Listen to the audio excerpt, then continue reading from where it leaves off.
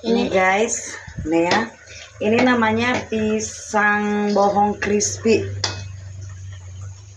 Ini namanya pisang bohong crispy guys. Ini nanti di dalamnya kayak kosong. Terus ini kalau udah matang nanti pasti ini banget apa sih, crispy banget. Di dalamnya kosong, tapi di ininya pisangnya kan digeprek dulu. Nah, ini mah mantep nanti, ini gede-gede lagi guys. Wow.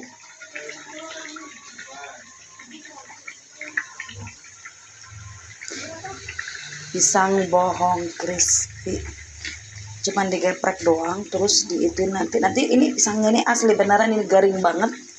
Terus si pisangnya itu di dalam kosong nanti ini, jadi ngegelembung gini gitu. Mantul sekali guys. Kalau musim hujan enaknya nyari-nyari makanan yang kayak gini guys, panas-panas. Pisangnya digeprek dulu guys tuh.